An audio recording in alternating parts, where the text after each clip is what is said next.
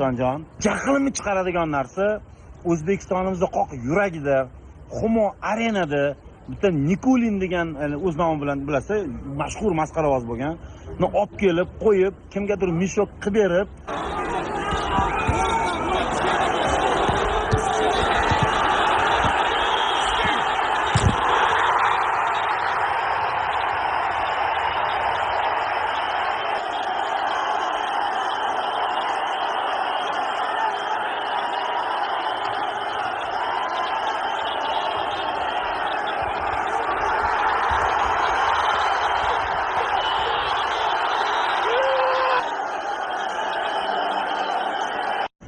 O'zbekistonning nomidan qo'yayotganlariga va undan tashqari haligi u baqir chaqirlarga fikringiz qanaqa aka?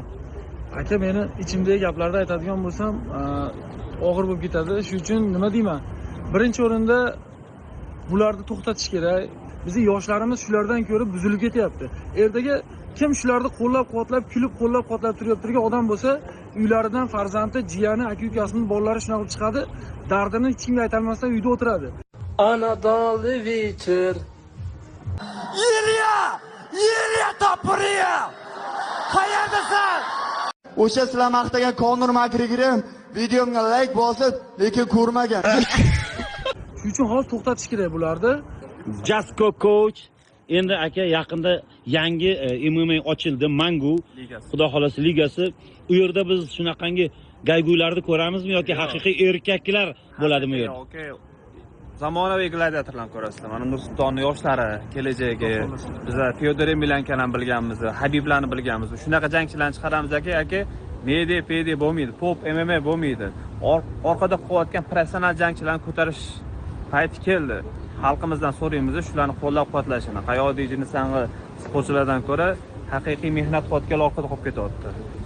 Ya'ni aytmoqchisizki, Xudo xolasa tez kunlarda o'sha asl rahmatli Murodxon To'rayev payti bo'lganda, mana hozirgina nagradadan chiqdik.